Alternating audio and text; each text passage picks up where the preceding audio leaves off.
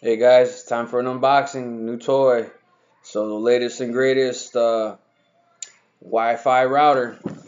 So let's see, what do we have here? It is the Nighthawk X8 AC5300 smart Wi-Fi router. See that?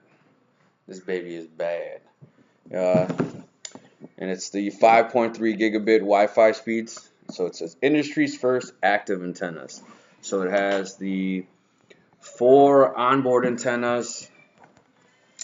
And then it's going to have the 4 external antennas. So those are the external antennas and 4 physically inside of this. So let's open her up, see what we got here. Take the time to, I already took all the cellophane off just so you're not seeing me with a knife and doing that. But here she goes. This box is actually, it's massive.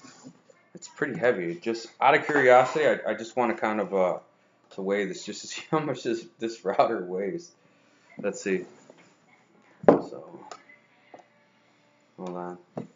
It weighs 7 pounds, 5.4 ounces. So that's a little insane. I want to see if there's a whole lot of packing material in here. If that's actually the true weight of the router itself. And it's a big box.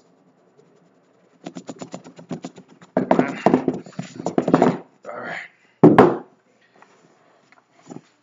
Wow. It is huge. So here's the antennas.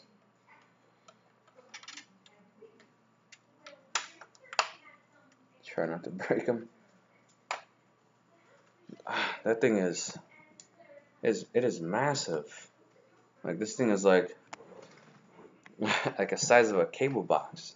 Holy cow! Like I'm actually gonna measure this, see how big this actually is. This is I'm like struggling even fitting in the screen with it. You see how big it is? Hold on. So this way it's actually 12.5 inches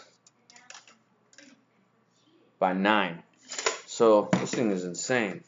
So why did I buy this? Okay, well first off, I'm guilty of recommending this to a whole lot of customers. I personally didn't own it myself, so I'm buying it, and I'm testing it. So this is just this is a box opening. So I'm just saying what it is, and later I will do another video and I will actually demonstrate it, and I will bench test it against the Cisco router that I have. But I'm really excited and looking forward to using this. Some of the reasons that I actually bought this is fiber optics. Fiber optics is coming to Chicago. I'm doing fiber optics right now. I won't mention the name of the company, but I am doing fiber optics, and the bandwidth becoming readily available to a home user, a homeowner, is increasing. You know, when you had cable through a cable modem, probably 300 megabytes is the most you could get, and that's if even. Most of the time they don't even offer that to homeowners. You'd have to convert to a business class account, and they'll offer you that. And then if you had through phone lines, probably you're only getting 22 megs, and that's if they're using 2 pairs of phone lines to even achieve that. And over a phone line, that would even depend on how close you live to the CO or how close you live to that terminal. So that may never be possible. So going back to why I'm buying this, technology is changing, progressing. I think that more and more people are watching videos, streaming, IPTV. They're using apps, they're using Android boxes, things like that. And just kind of really trying to. I don't think it's necessary that they're trying to be cheap and trying to cut their cable bill. I just think that that's just becoming something more and more people, something that they use.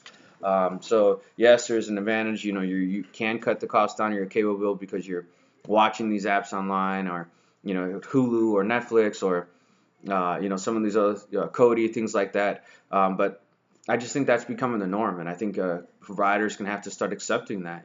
So a lot of times what they're doing is they're throttling you and things like that, so to try to discourage you from using them. But okay, so one thing I want to say about this router, and I can't say this enough because I hear this from customers all the time. They go buy a router like this. So let's just say any router, okay? And the first thing they do when they get it home is they change the SSID. The SSID is your network name. So when you're searching for your Wi-Fi, what name do you see? And that's the first thing they change. The second thing they do is they change the password because they want it to be something they can remember, or for whatever reason. And that's just about it. That's all they do to it, okay? So what happens is you left that router at default for whatever frequency range that it's working at. Okay, so that can cause network collisions because 9 out of 10 times your neighbors did the same exact thing. So what I would suggest you do is, if you have this router or any particular router, go download a Wi-Fi analyzer on your phone.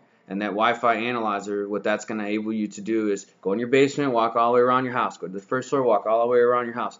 Go to your second floor, walk all the way around your house. Go outside your house, walk all the way around your house. Take a little piece of paper and pen with you and start jotting down channel 2, channel 5, channel 11, and get an idea of what frequency ranges your neighbors are on. And guess what?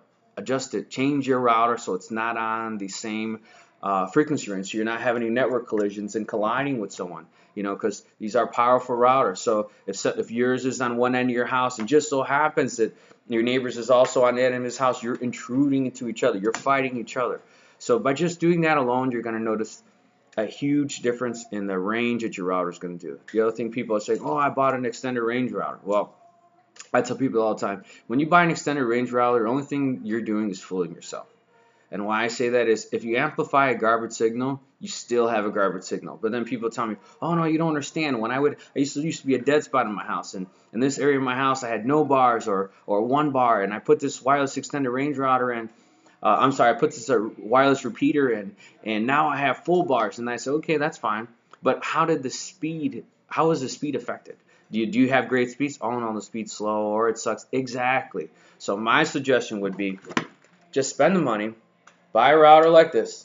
Buy a router that's going to provide you the Wi-Fi signal strength. If you don't have a really big house, you don't need something like that, you know. But I'm just saying in general, buy a wireless router that's going to have enough signal strength so that you don't need to use a repeater.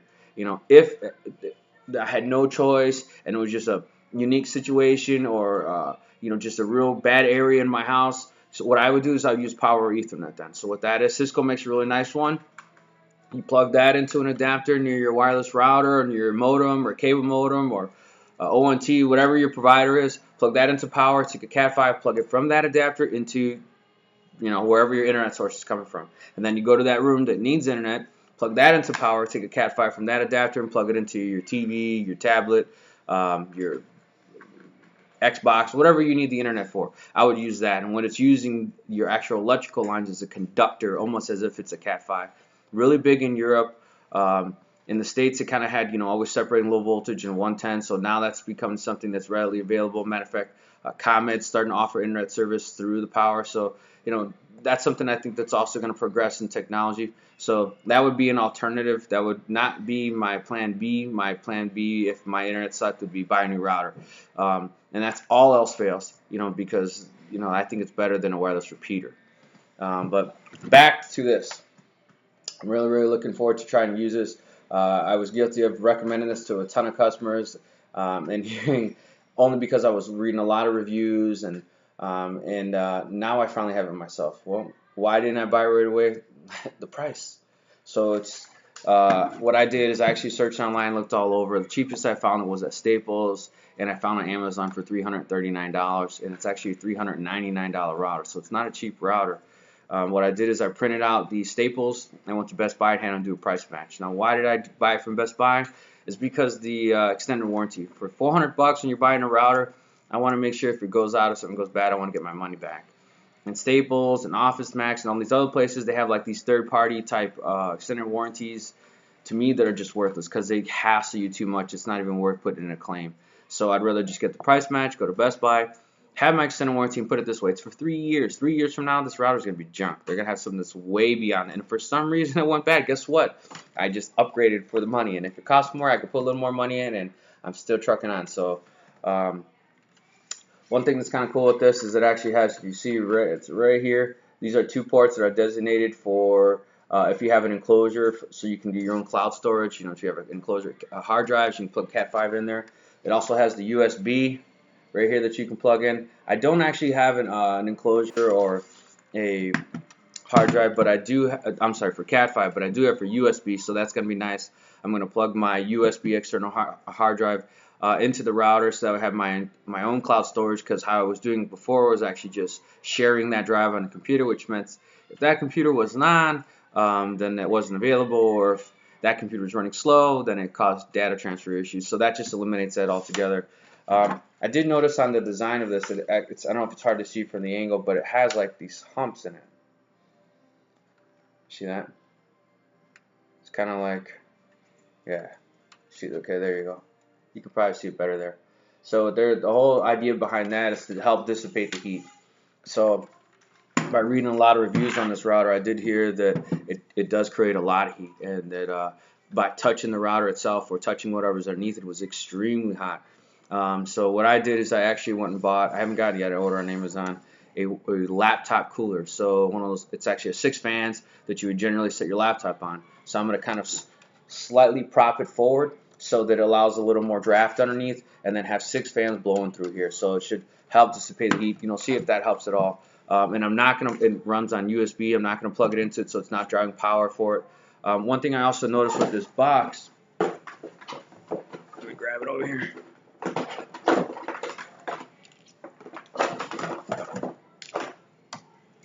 Is the power supply. The power supply is huge. Some people don't like these bricks because it makes it hard when you're plugging it into, your power strip or whatever. But I at least like the fact that they put it this way, not this way, because then that's. But so my thing is, I'd rather have this big giant brick than have it small and put it inside my router, because what does that mean? That means heat from this has to be dissipated out of my router. So I'd rather be here, out, an external power supply. Heat's here and it's not creating additional heat inside my router. So yeah, it's a pain in the butt having this huge giant thing, especially you could bump it. It's so heavy it could probably come unplugged. This is pretty heavy. So I'm really looking forward to using this router, doing a benchmark and comparing to my Cisco router. I think it's just going to make my Cisco router look like a fool. But I had that router for I think like 8 years or plus. I have to do the math, but a very long time. So again, when you're spending money on equipment and you're spending that kind of money and you're getting the latest and greatest at that time, your benefits are that it's going to last. Because the old saying, get what you pay for. So this is just an unboxing. So here it is. I've never done an unboxing before, and I generally don't even do reviews on something until I had it some time, because I kind of don't want like a first impression, without using it. And then 2 months later you think, oh, this sucks. So here it is. I'm just excited. So this is why I'm doing this. And then I'll hook it up, see how it goes, show you my network setup. I've been wiring my house, and then let you know what I think after using it. But so far, man, I'm impressed. I'm really kind of surprised on how big it is. It is massive, and how heavy it is. I really definitely would recommend getting that cooling fan, just based upon what everyone's saying. And like I said, that's not just one person. You're watching these other people's YouTube reviews, or you're reading online. It's very common. That's like one of the first things people are saying about it. So for $8, I think I paid $20 for the one I have, and you can get them as low as $8. It's worth it. It's going to make it run faster. It's going to probably make it last longer because it's cooling. But the only thing is you're blowing the air around, so you might create dust, and dust creates static electricity, which could technically make things run slower. So just also might want to, if you do notice dust on this, to blow it off with one of those aerosol cans. But get the aerosol cans that are for the electronic devices, so you don't fry it. Because if you get water or moisture condensation in there, you can also fry it. So that's just something to be aware of. So I'm rambling. I'm just excited, a little geeky into it. So here it is, guys. So if you're watching this and you're a customer and you recognize me and say, hey, you recommended that and you didn't even have it, I'm sorry. I couldn't afford it at the time. So yes, and I did honestly recommend it because I did read the reviews and I thought it was something really well, and I had great reviews. So but now I'm not just telling you based on what I've read online or other reviews. I'm going to tell you on first-hand experience. So thanks for watching. God bless. Have a good one. We're looking forward to doing further posts on this.